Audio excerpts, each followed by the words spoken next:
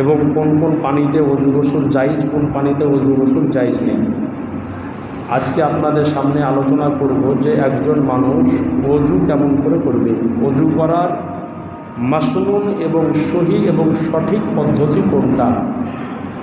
কারণ আমরা অনেকে বুঝতে পারি না, অজু করতে যায় আমাদের অজুটা মাকরু হয়ে যায়। অজু যদি মাকরু হয়ে যায় তো নামাজও মাকরু হবে। সুতরাং আপনাদের নিকটে আবেদন, একেবারে একাগ্রতার সহিত মনোযোগ সহকারে অন্তরে কান লাগিয়ে শ্রবণ করবেন এবং এই কথাগুলোর উপরে আমল করার চেষ্টা করবেন। রসুলে কায়নাত সাল্লাল্লাহু আলাইহি ওয়াসাল্লাম বলেন যে অজু হলো এমন একটা জিনিস যে যখন কোনো বান্দা বান্দি অজু যখন বানায় তো যেই সমস্ত জায়গাতে অজুর পানি লাগে ওই সমস্ত জায়গার উপরে জাহান্নামের আগুন হারাম হয়ে যায়। রসুলে কায়নাত সাল্লাল্লাহু আলাইহি ওয়াসাল্লাম সম্পর্কে একটা হাদিস শরীফ আমার আলা হযরত রাদিয়াল্লাহু তাআলা নকল করেছেন তিনার কিতাবের মধ্যে, যে রসুলে কায়নাত সাল্লাল্লাহু আলাইহি ওয়াসাল্লামের নিকটে একজন ব্যক্তি আসার পরে কালেমা পড়ে মুসলমান হলেন।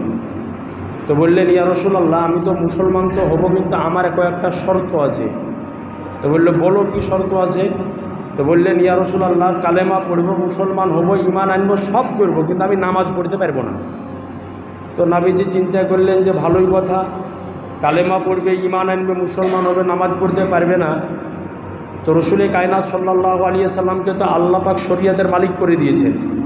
নবী আমার যেটাকে হালাল বলে দিয়েছেন ওটা হালাল, যেটাকে হারাম বলে দিয়েছেন ওটা হারাম। তো নবীজি বললেন যে যাও, তুমি যখন কালেমা পড়বে, মুসলমান হলে, তো তোমার যখন শর্ত নামাজ পড়বে না, তো যাও, তোমার নামাজ পড়ার দরকার নাই, নামাজের সময় তোমার বসে থাকবে, বলেন সুবহানাল্লাহ, মাফ করে দিল নামাজ। তো যখন মসজিদে নববীতে আজান হয়, নামাজ সময় যখন হয়, সমস্ত সাহাবায়ে কেরাম নামাজের জন্য বেরিয়ে চলে যায় নামাজ পড়তে। এই বেচারা কিন্তু একাই হয়ে যায়, ওকে আর ভালো লাগে না। তো নবীকে বললেন, ইয়া রাসূলুল্লাহ, এই সব সাহাবীরা চলে যাচ্ছে আপনার পিছে নামাজ পড়তে, আর আমাকে একা একা ঘরে ভালো লাগছে না। তো আজ থেকে আমিও ইরাদা করলাম, আমিও নামাজটা আদায় করব, বলেন সুবহানাল্লাহ।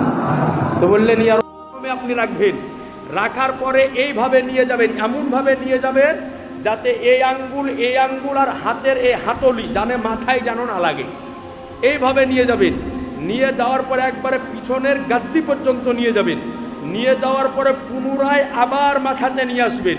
মাসা কমপ্লিট, এবার এই হয়ে গেল। হয়ে যাওয়ার পরে এই দুই আঙ্গুলি এই দুই কানের ফুটোর মধ্যে প্রবেশ করাবেন। করানোর পরে কানটার মাসাহা করবেন। কানটার মাসাহা করার পরে এই যে দুই হাত আছে, এইভাবে দুই হাতের এই গর্দানের ওপরে হালকা করে বুলিয়ে নেবেন। গর্দানে বুলাবেন, গলাতে নাই, গলার গর্দান আলাদা আলাদা, কথা বোঝা গেল। গলার মাসাহা করা হচ্ছে মাকরু, গারদানের মাসাহা করতে হবে, গারদান। এই দুই গারদানে এইভাবে হাতটাকে হালকা করে বুলিয়ে নেবেন। কারণ এই জায়গাতে যে একটা মানুষের রগ আছে, এই রগের ওপরে যদি অজুর পানি যদি ঠেকে, হাতটা যদি বোলানো হয়, তো মানুষের যে মানসিক অসুখ এবং যে মাথার ব্রেন নষ্ট হয়ে যায়। আল্লাহর নবী বলেন যে কোনো ব্যক্তি যদি 5 ওয়াক্তের নামাজে বা ওযুর সময়তে এই দুই হাতের এই জায়গাটাকে রগের ওপর স্পর্শ যদি করায়, তো আল্লাহ পাক তাকে এই অসুখ থেকে আল্লাহ পাক দূরে রাখে, বলেন সুবহানাল্লাহ। তো আজি জানা মহতারাম হয়ে গেল। এরপরে আপনাকে ধৌত করতে হবে দুই পা।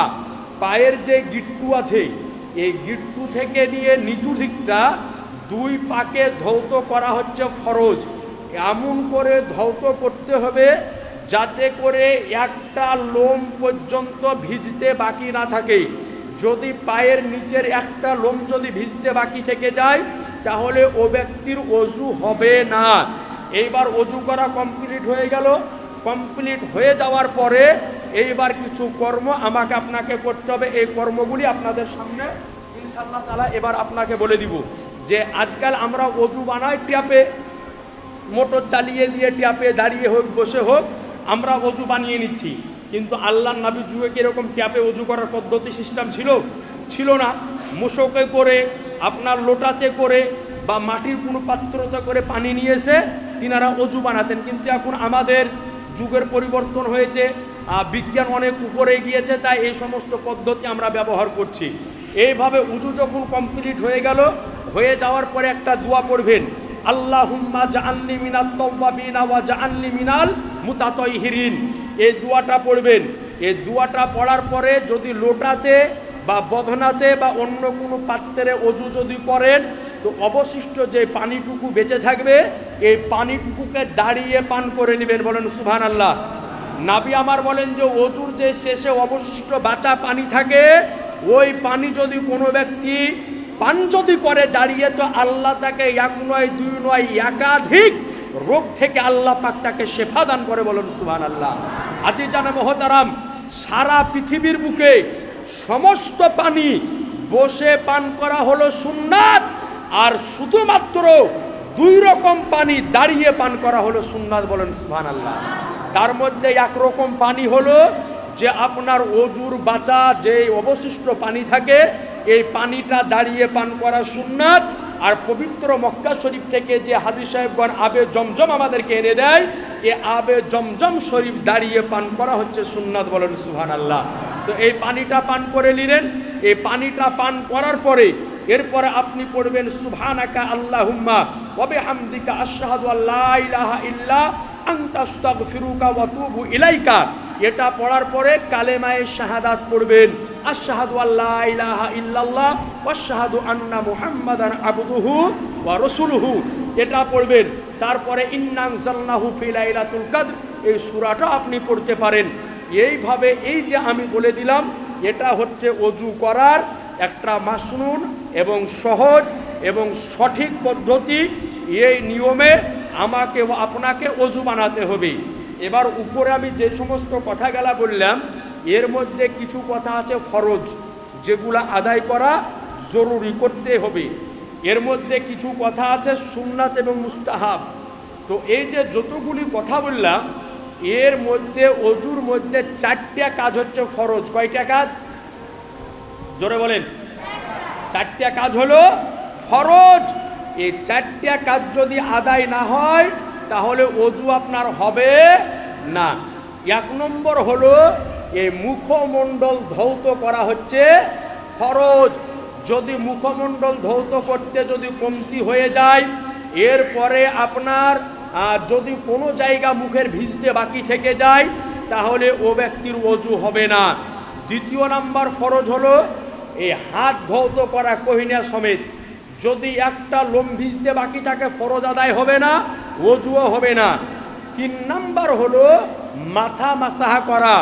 যদি মাথা মাসাহা যদি না করে, তাহলে ও ব্যক্তির ফরজ আদায় হলো না, অজুও হলো না। 4 নম্বর হলো যে টাকনু পর্যন্ত পাও ধৌত করা। যদি পা ধৌত না করে, তাহলে ও ব্যক্তির অজু হবে না। সুতরাং আমাকে আপনাকে এই পদ্ধতিতে এইভাবে অজুটা বানাতে হবে। এবার অজুর মধ্যে কিছু মাকরু জিনিস আছে। এর মধ্যে একটা মাকরু জিনিস যেটি আমাদের দ্বারাতে প্রায় হয়ে যায়, অজু করতে গিয়ে প্রয়োজনের বেশি পানি খরচ করা হচ্ছে মাকরু। প্রয়োজনের বেশি পানি খরচ করা হলো মাকরু। আপনার পানি লাগবে 1 লোটা, আপনি খরচ করছেন 3 লোটা, তাহলে বেশি হলো না কম হলো? বেশি হয়ে গেল। আর বেশি যদি হয়, যদি প্রয়োজনের চাইতে বেশি হয়, তাহলে অজুটা মাকরু হয়ে যাবে। সুতরাং আপনার যতটুকু প্রয়োজন অতটুকু আপনাকে খরচ করতে হবে।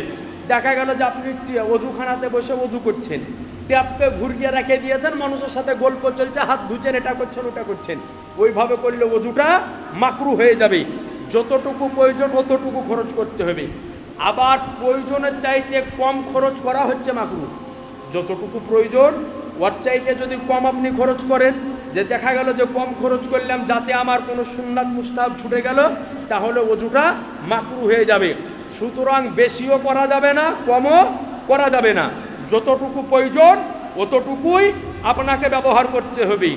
আরেকটা কাজ যেটা আমরা করি, অজু করতে গিয়ে কাবার দিকে কুল্লি ফেলা, খারকারাহা ফেলা, নাক পরিষ্কার করে ফেলা, এটাও হচ্ছে মাকরু।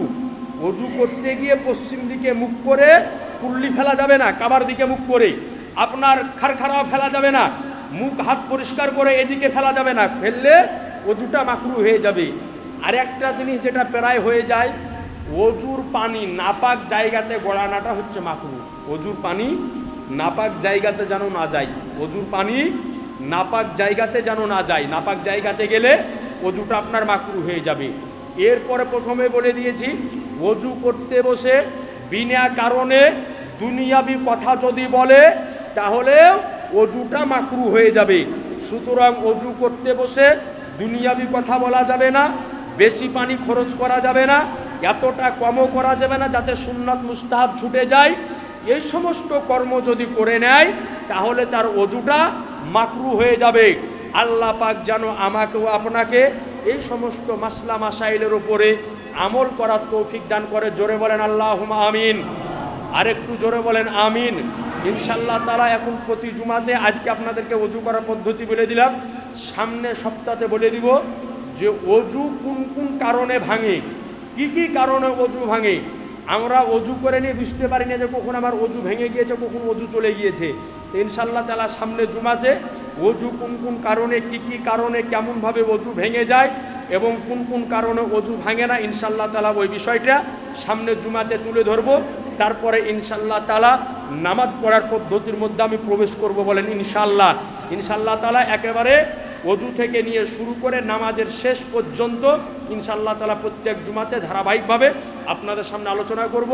আল্লাহ পাক যেন আমাদেরকে বলার এবং শোনার এবং আমল করার তৌফিক দান করে। জোরে বলেন আল্লাহুম্মা আমিন। ওয়া আখিরি দাওয়ানা আনিল হামদুলিল্লাহি রাব্বিল আলামিন। আসসালামু আলাইকুম ওয়া রাহমাতুল্লাহি ওয়া বারাকাতুহু।